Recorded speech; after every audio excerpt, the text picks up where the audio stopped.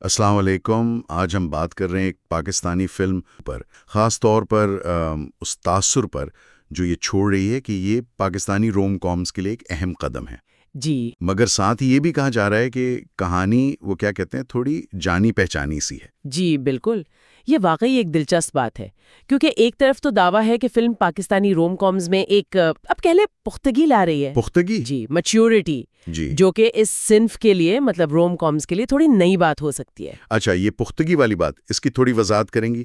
عام طور پر تو روم کامز مطلب ہلکی پھلکی تفریح ہوتی ہیں۔ ہاں نا، یہ پختگی کہاں سے آئی؟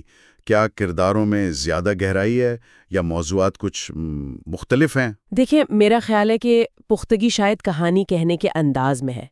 یوں سمجھیں کہ ہو سکتا ہے کردار صرف مذاق مستی یا عشق محبت تک ہی نہ ہو، اچھا، بلکہ ان کی زندگی کے جو دوسرے پہلو ہیں، ان کی کوئی اندرونی کشمکش یا شاید سماجی حقیقتیں، ان کی جھلک بھی ہو۔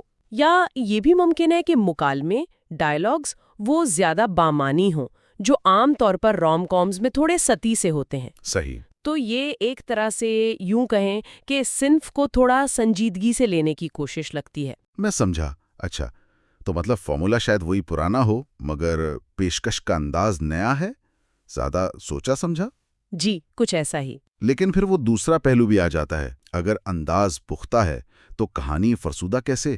یہ تضاد تھوڑا عجیب نہیں لگ رہا؟ آپ نے بالکل صحیح نقطہ پکڑا ہے۔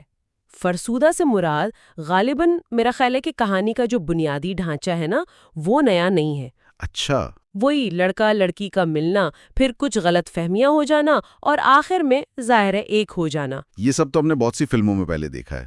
ہاں یہ تو ہے۔ تو ہو سکتا ہے پلاٹ کے جو اہم موڑ ہیں وہ پریڈکٹیبل ہوں، مطلب دیکھنے والا اندازہ لگا لے کہ اچھا اب یہ ہوگا۔ تو گویا کہ فلم کا خاکہ تو مانوس سا ہے، لیکن اس کے اندر جو رنگ بھرے گئے ہیں وہ شاید زیادہ گہرے اور پختہ ہیں۔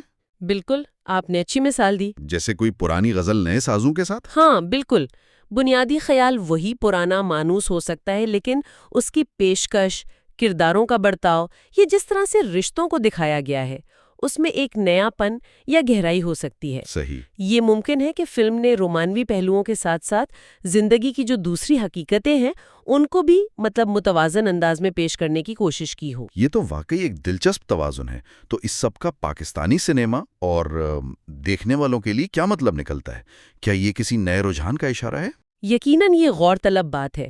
اگر لو گرو جیسی فلمیں کامیاب ہوتی ہیں، مطلب وہ فلمیں جو کہانی کے لحاظ سے شاید بہت نئی نہ ہوں، جی، لیکن اپنی پیشکش میں، اپنے انداز میں پختگی اور کچھ نیا پن دکھاتی ہیں، تو یہ پاکستانی ناظرین کے بدلتے ہوئے ذوق کی عکاسی کرتا ہے۔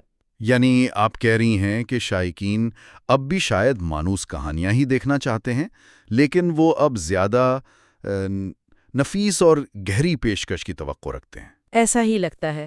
دراصل یہ اس بات کا اشارہ ہو سکتا ہے کہ ناظرین اب صرف ہلکی پھلکی تفریح نہیں ڈھونڈ رہے، بلکہ کہانی میں کچھ وزن، کچھ سوچنے کا سامان بھی تلاش کر رہے ہیں، بھلے ہی وہ روم کام ہی کیوں نہ ہو۔ صحیح بات ہے۔ اور یہ پاکستانی فلم سازوں کے لیے بھی ایک اہم پیغام ہو سکتا ہے کہ وہ مانوس سانچوں میں بھی جدت اور گہرائی پیدا کر سکتے ہیں۔ تو کیا ہم مستقبل میں مزید ایسی روم کامز دیکھیں گے جو تفریح تو دیں مگر ساتھ ساتھ کچھ سوچنے پر بھی مجبور کریں؟ یہ بالکل ممکن ہے، اور یہ سوال ہمارے لیے چھوڑ جاتا ہے کہ کیا پاکستانی سنیما میں روم کامز کا مستقبل یہی ہے کہ جانی پہچانی کہانیوں کو زیادہ پختہ، زیادہ بامانی انداز میں پیش کیا جائے؟ بالکل، یہ وہ سوال ہے جس کا جواب میرا خیال ہے آنے والا وقت ہی دے گا۔